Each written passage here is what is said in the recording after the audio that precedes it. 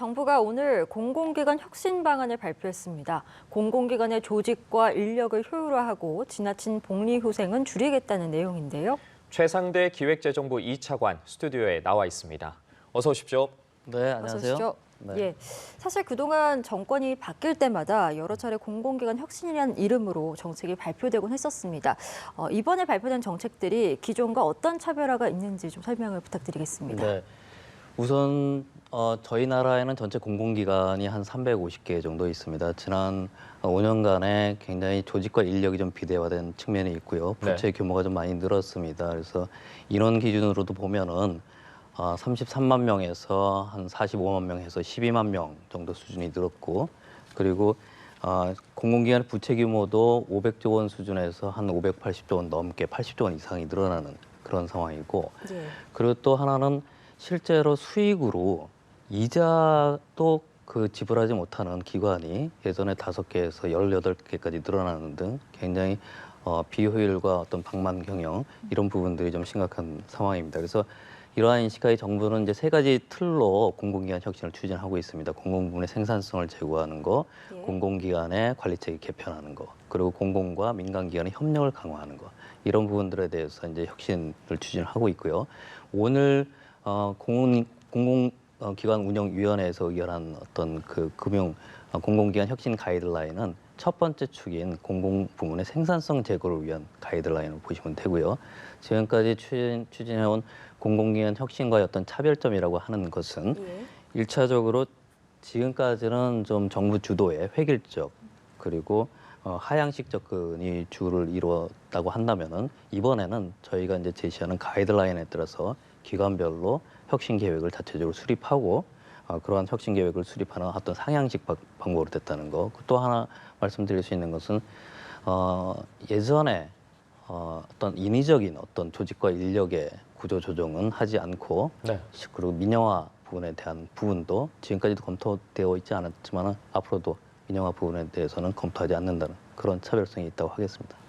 네, 사실 이 공공기관 혁신의 핵심은 늘 조직과 인력의 효율화였습니다. 이번에도 다르지 않았는데, 그런데 사실 이 공기업은 청년들이 가장 희망하는 직장 중에 하나이기도 하고 또 모범적인 고용주여야 할 의무도 있는데, 이렇게 되면 결국 신규 채용도 줄어드는 것 아닙니까? 네. 공공기관의 신규 채용 규모는 여러 가지 변수에 따라서 영향을 받는데요. 실제로 이제 연도별로 퇴직을 하거나 이직을 하거나 이런 어떤 자연적인 감소 부분과 함께 실제로 여러 가지 법령 재개정에 따라서 이제 인력 증원의 소요가 있는 등 여러 가지 기관별로 채용 여건에 따라서 신규 채용 규모가 달라질 수 있다고 보시면 되겠습니다. 저희가 이번에 조직과 인력의 효율을 통해서 이제 정원이 이제 감축이 될 수 있는데 그렇게 정원이 감축된다 하더라도 실제로 감축된 정원과 현재 있는 현원의 어떤 차이가 일정 기간 동안에 이제 차이가 있을 수 있지 않겠습니까? 초과 현원의 문제라고 할 수 있는데 그런 부분들을 너무 단기간에 급속하게 추진하는 것이 아니라 이런 것들을 단계별로 일정 기간 동안에 추진할 생각입니다. 그렇게 되면은 신규 채용에 대한 어떤 영향을 최소화할 수 있다고 저희는 보고 있고요. 또 하나는 말씀하신 대로 공공기관에 대한 청년 채용이 굉장히 중요하고 관심이 많지 않습니까? 근데 현재 공공기관 관련해서는 청년을 전체 직원의 3% 이상을 고용해야 되는 청년 의무 고용제라고 하는 게 있습니다. 그래서 현재도 3% 의무 비율을 훨씬 초과해서 이제 운영이 되고 있고요. 그리고 실제로 그 시한도 지금 23년도까지 말까지 2년 연장하는 그런 부분도 있습니다. 그리고 또 여러 가지 공공기관 같은 경우에 이제 청년분들이 이제 인턴으로 채용하는 부분들이 있는데 금년에 청년 인턴 같은 경우에는 한 2만 2천 명 이상 채용될 예정인데 그런 부분도 차질 없이 추진될 수 있도록 뒷받침할 예정입니다. 네, 말씀을 해주셨는데 그런데 사실 이 청년 인턴 제도가 실제 채용으로 또 이어지는 건 아니지 않습니까? 물론 이제 그런 부분들이 있을 수 있겠지만은 실제로 청년 인턴에 참여해본 어떤 경험이 있다고 한다면은 좀 더 정기적으로 채용될 수 있는 가능성이 높아지는 것이고 그런 업무의 연속선상에서 청년 인턴 제도는 나름대로 의미가 있다고 하겠습니다. 네, 알겠습니다. 앞서서 기존 공공기관의 문제점으로 이 구조 그리고 조직, 인력의 비대화를 좀 꼽아주셨는데 그렇기 때문에 기존 구성원에 대한 어떤 인력 감축이라든지 구조 조정은 또 불가피한 측면이 있지 않겠습니까? 그래서 이제 벌써부터 좀 공공부문 노조들의 반발이 심한 걸로 알려지고 있는데 이 부분을 또 잘 설득해 나가시는 것이 또 중요할 것 같습니다. 네, 맞습니다. 저희가 그 공공기관의 혁신이라고 하는 것은 기재부 혼자서 할 수가 없습니다. 결국 이제 주무부처라든지 공공기관 당사자들의 어떤 자발적인 참여 이런 부분들이 중요한데 결국에 이제 그 공공기관에 종사하시는 분들의 의사가 굉장히 중요하다고 하겠습니다. 그렇지만은 그러한 그 공공기관에 종사하시는 분들의 의사만 있는 것이 아니고 최근에 여러 여론조사, 설문조사를 해본 결과를 보면은 일반 국민들 중에서도 이런 비대해진 어떤 공공기관에 강도 높은 혁신이 필요하다라고 하는 설문에 응답해 주신 분들이 한 72%, 네. 전문가분들도 한 78%. 그래서 결국에는 그 종사자분들의 의견도 중요하지만 결국에는 공공기관이 부실하게 운영됐을 때 국민의 세금으로 운영되는 공공기관이 결국 국민의 부담으로 올 수 있다고 하는 측면에서 실제로 이러한 그 공공기관에 종사하시는 분들의 자율적인 어떤 혁신 노력 필요하겠다고 하겠습니다. 그래서 이런 부분들을 감안하고 공공기관에 종사하시는 분들이 우려하는 어떤 그런 부분, 좀 전에 말씀드렸지만은 예전에 어떤 인위적인 구조 조정이라든지 민영화라든지 이런 부분들은 추진할 계획이 없다는 말씀을 다시 한번 드리겠습니다. 네, 말씀해 주신 것처럼 오늘 그 방안들에 뭐 공공기관의 이 방만한 경영이나 아니면 과다 채무 감축들을 위해서 또 자산을 매각하거나 아니면 부실 출자 회사의 지분을 정비하는 등의 내용이 담긴 걸로 알고 있습니다. 사실 이게 목표는 좋지만 단시간에 좀 하기는 어려운 부분도 분명히 있을 테고 또 상당 부분은 과거 정부 정책에 반영되거나 포함된 것들로 이루어진 것들일 텐데 이 공기업에만 사실 책임을 묻는 건 좀 과도하지 않냐라는 의견도 있습니다. 네, 그런 시각이 있을 수 있습니다.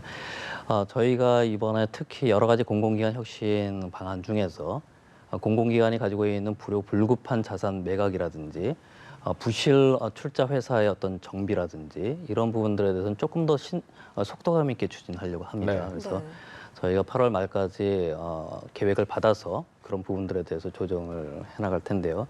말씀하신 대로 기본적으로 공공기관이 갖고 있는 여러 가지 공익성 측면, 그리고 정부가 정책을 추진하는 이 부분하고 일부 연관성이 있을 수 있는 부분 측면과 관련해서 아까 말씀하신 대로 뭔가 공공기관 자체만으로의 어떤 책임이 있는 것은 아닌 거 아니냐라고 하는 부분을 말씀하실 수는 있습니다. 근데 궁극적으로 그러한 그 정부 정책과의 연관성이 일부 있는 것은 사실이지만 실제로 이 부분이 결국 국민의 부담으로 귀결될 수 있다고 하는 어떤 공익성 측면에서도 공공기관이 실제로 효율화, 혁신 노력 이런 부분들이 같이 병행이 되어야 한다고 봅니다, 저희는. 그런데 그런 거에 비해서는 굉장히 아까 말씀드린 대로 조직과 인력 이렇게 비대해진 어떤 그러고 일반 국민들의 어떤 강도 높은 혁신이 필요하다고 하는 어떤 일반적인 그 대다수 국민들의 인식 이거에 비하면은 그동안에 공공기관의 자율적인 혁신과 효율화 노력은 상대적으로 좀 미흡했던 거 아닌가 그렇게 보고 그런 부분에 대한 정책적인 노력을 더 갈증 강화해야 된다고 하는 차원에서 이번에 오늘 공공기관 혁신 가이드라인을 발표하게 되었습니다. 네. 그리고 앞서서 저희가 보도해드린 것처럼 몇몇 공공기관들의 이 과도한 청사가 또 문제가 되기도 했습니다. 관련 실태 조사를 하신 걸로 알고 있는데 그 결과도 궁금하네요. 네. 저희가 일단은 그 과도한 청사라든지 시설이라든지 이런 것들에 대한 실태를 좀 조사하기 위해서 지난 6월에서 7월에 걸쳐서 1차적으로 사전 실태 조사를 하였습니다. 저희가 중점적으로 본 것은 예를 들어서 1인당 업무 면적이 좀 과도한 경우라든지 아니면 이제 기관장이나 임원분들의 사무실 면적이 좀 과도하다든지 이런 부분들을 좀 중점적으로 좀 보았는데 그러려면 뭔가 기준이 좀 있어야 되지 않겠습니까? 그래서 1인당 업무 면적의 적정성을 볼 때는 지방에 이전한 기관에 이전 계획 수립 지침이라고 하는 게 국토부 훈령에 있습니다. 국토부 훈령에 보면은 보통 1인당 업무 면적의 평균치를 한 56평방미터, 평수로 하면 한 17평 정도 뭐 이런 기준이 있고요. 그리고 행정안전부의 청사 관리 규정에 보면은 기관장에 조금 준해서 볼 수 있는 저희 이제 차관급 이 경우에는 한 99평방미터. 네. 그리고 이제 임원들하고 조금 비교할 수 있는 저희 이제 1급들 사무실 면적은 한 50평방미터. 이런 기준들이 있는데요. 그런 기준들의 관점에서 쭉 이제 1차적으로 잠정적으로 살펴보니까 실제로 기관장 경우에 좀 전에 말씀드린 그 기준 면적을 좀 초과하는 기관들이 한 95개 정도, 그리고 임원들의 어떤 기준 면적을 좀 초과하는 기관들이 106개 정도 있어서 그런 기준 면적을 초과하는 어떤 기관들이 100개 내외 정도, 적은 숫자가 아니죠. 그래서 그러한 실태 조사가 사전적으로 있었고, 이런 것들을 바탕으로 해가지고 저희가 오늘 제시한 가이드라인에 따라서 청사 효율화 계획을 8월 말까지 각 부처와 기관이 제출하면 그 부분에 대해서 저희가 면밀히 검토, 조정해 나갈 예정입니다. 예. 네. 또 말씀해 주신 것처럼 주요한 내용 중에 하나가 이 내부로부터의 혁신인데 사실 뭐 외부 기관이 아니라 이런 방식이 효과가 있을지 벌써부터 좀 의문을 제기하는 시각도 있습니다. 어떻게 네. 생각하십니까? 그래서 말씀하신 대로 공공기관의 혁신에 의해서 방법은 외부 기관에 의해서 탑다운 방식으로 일률적으로 뭐 하는 방식이 있는 반면에 네. 이번에 저희가 하고자 하는 것은 그러한 어떤 방식의 유효성이나 실효성이 좀 떨어진다는 측면에서 주무부처와 기관들의 공공기관들의 자율적인 혁신 노력을 유도하려고 하는 어떤 그 상향식 접근 방식이 핵심이 되겠습니다. 물론 이제 그렇다고 하더라도 이런 주무부처와 기관의 어떤 자율적인 참여를 유도하겠지만 그것만 가지고는 부족할 수 있습니다. 그래서 실제로 그것을 담보하기 위한 책임성을 확보하기 위한 어떤 조치로서 기관들이 제시하는 혁신 계획의 적정성이라든지 성과라든지 이런 부분들에 대한 것을 그 기관에 대한 경영 평가와 연계를 하고요. 그리고 또 주무부처가 굉장히 중요합니다. 네. 주무부처의 적극적인 어떤 지도와 어떤 그 노력이 없으면은 산하 기관에 있는 공공기관들의 혁신을 유도하기 힘들죠. 그래서 주무부처의 어떤 그런 자발적인 적극적인 참여 이런 부분을 유도하는 측면에서도 그러한 혁신 노력, 산하 기관 쪽의 어떤 혁신 노력을 그 부처에 연도 말에 하는 정부 업무 평가와 연계하는 이러한 체계도 저희는 강구하고 있습니다. 네. 차관께서 거듭 공공기관의 이 민영화는 배제하고 있다 이렇게 강조를 해주셨는데 그럼에도 불구하고 일각에서는 이번 정부의 이 혁신 방안을 두고 민영화를 위한 사전 작업이 아니냐 이런 의심의 눈초리의 목소리도 좀 있는 것 같긴 합니다. 이 문제에 대해서 방송에 나오셨으니까 좀 확실하게 입장을 밝혀주시면 좋을 것 같습니다.